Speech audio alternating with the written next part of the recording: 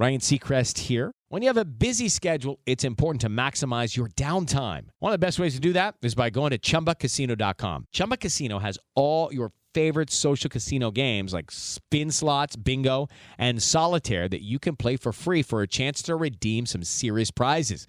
So hop on to ChumbaCasino.com now and live the Chumba life. Sponsored by Chumba Casino. No purchase necessary. VGW Group. Void where prohibited by law. 21 plus. Terms and conditions apply. Hi, everybody. This is Bob Gale, co-creator of Back to the Future, and you're listening to Brad Gilmore. Doc! Okay, relax, Doc. It's me. It's Martin. Oh, it can't be. Just sent you back to the future. Yeah. Oh, I know you did send me back to the future, but I'm back. I'm back from the future. Great Scott. Wait a minute, Doc.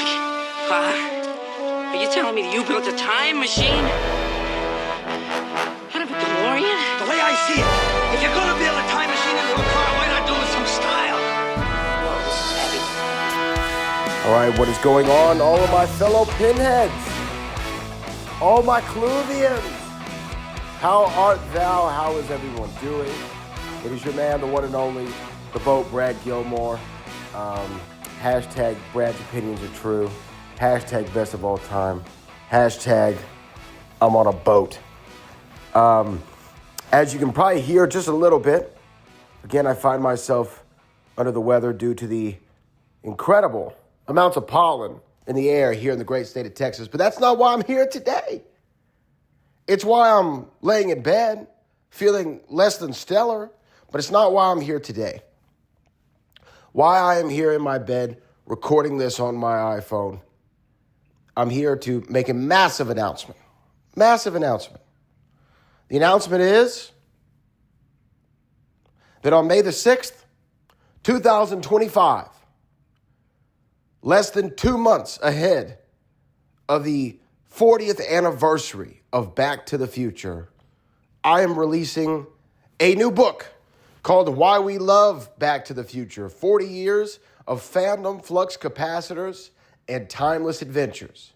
Now, I know what you're thinking. Brad, wait a minute. We've listened to you for a long time. We know that you've written a book about Back to the Future. Is this the same book? No. Sort of, but no, it's not. It's not. It is. So it is, but it's not. Okay? Allow me to explain. Back in 2019, in June. Actually, let's go back before that. Back at the very beginning of 2015, I vividly remember sitting in one of my classes in college and realizing we were in the year 2015 and really excited about the possibilities of the future and realizing I'm going to see the very first year. I'm in the year and I'm going to see the day that they travel to 2015 and Back to the Future. Remember, I'm born in 92, so no Back to the Future 1 or Back to the Future 2 or Back to the Future 3, time periods. I wasn't in 85, I wasn't in 55, I wasn't in 1885. So I had to only look forward to the brief amount of time they spent in 2015 in Back to the Future Part 2. So there I am, and I'm looking around trying to see if there's a podcast out there that I could listen to celebrate my fandom of Back to the Future. There was no such podcast. So I took it upon myself at the tender age of 22. Jeez, I was 22. Wow. At the tender age of 22 years of age, I decided to start this podcast. And there I started talking to Claudia Wells and Harry Waters and Jeffrey Weissman and Jason Aaron and Cassine Gaines and Kevin Pike. And then the list kept growing. And then you started to add people like Christopher Lloyd, Leah Thompson, Crispin Glover, Bob Gale, Robert Zemeckis, Leslie Zemeckis. So many. Darlene Vogel, who have been a part of this ride, quite literally, through time with me. And I got to say, man, it was cool to start that podcast. And then we move forward. 2019, early parts, around March, April, start talking to these people over at Mango Publishing. So this is about 4 years into me doing the podcast. And they said, hey, we want to do like a Back to the Future book. We think you're the first person, the best person to do it. I said, let's do it.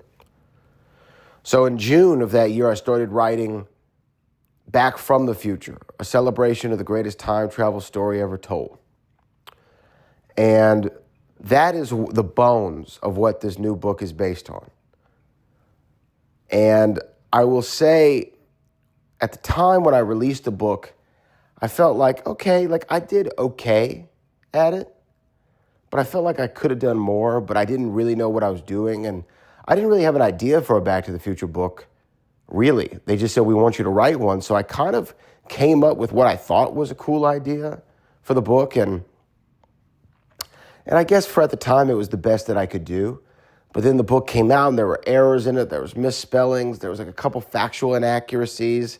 I called it Lou's Diner instead of Lou's Cafe.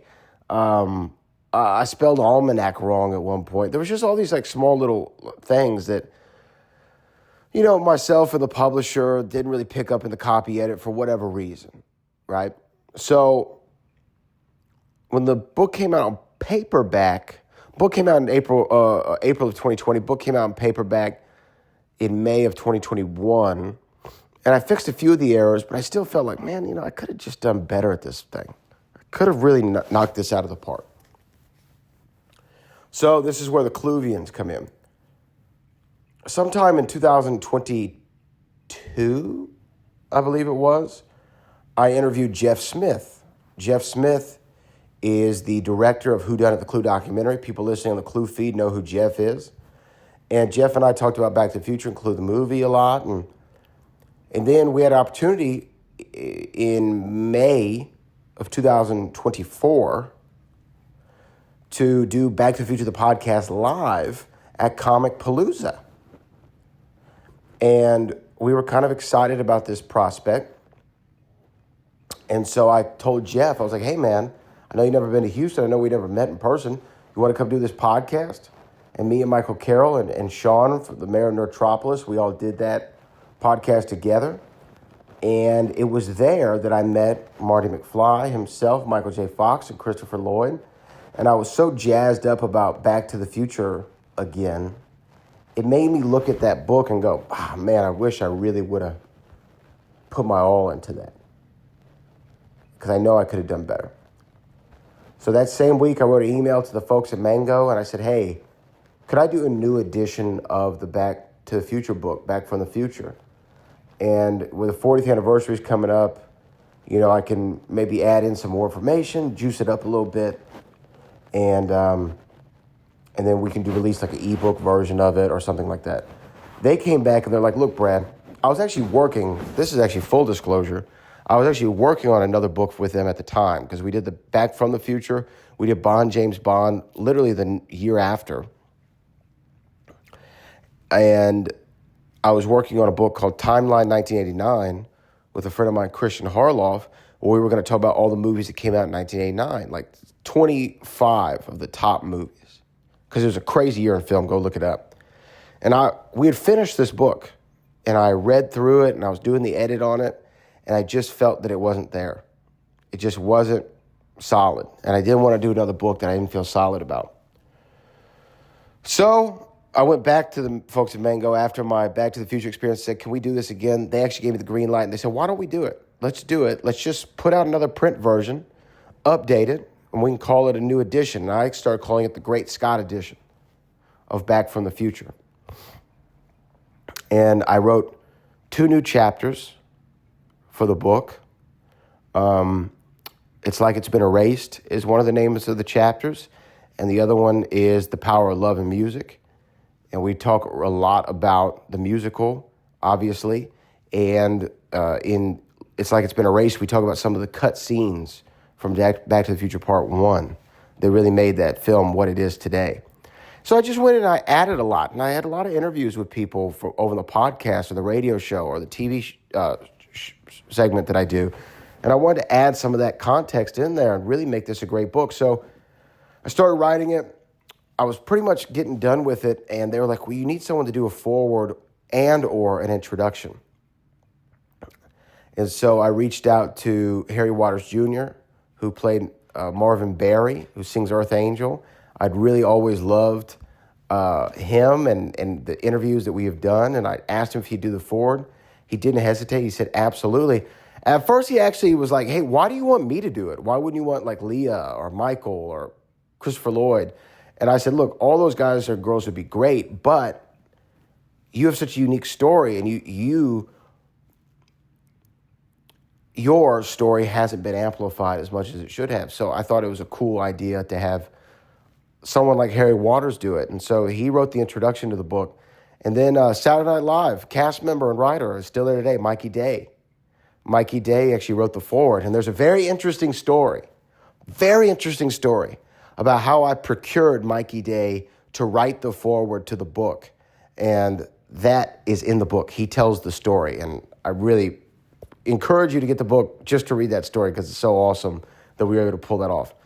So they did the foreword, and then I reached out to some people who also I've always talked Back to the Future with. I said, look, let's get some people in here to talk about these movies and why it means so much to them. And so I got my buddy Chris Van Vliet to write a passage in the book. Jeff Smith writes a passage.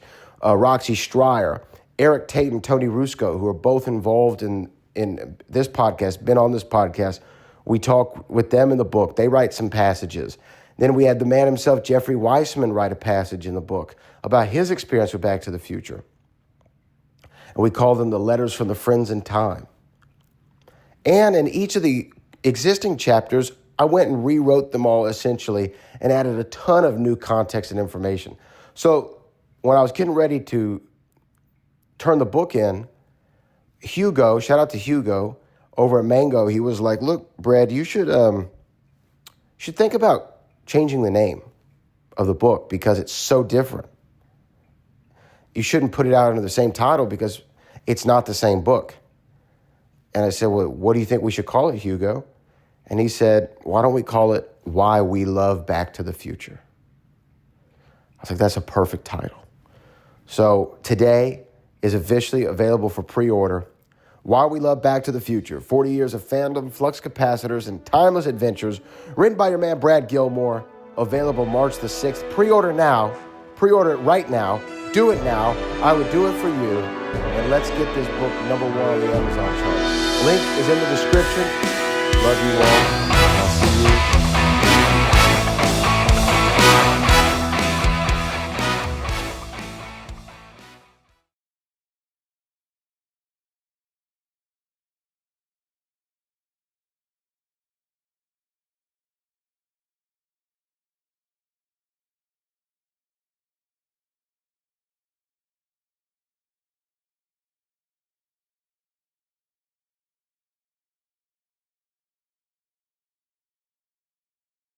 Ryan Seacrest here. When you have a busy schedule, it's important to maximize your downtime. One of the best ways to do that is by going to ChumbaCasino.com. Chumba Casino has all your favorite social casino games like spin slots, bingo, and solitaire that you can play for free for a chance to redeem some serious prizes.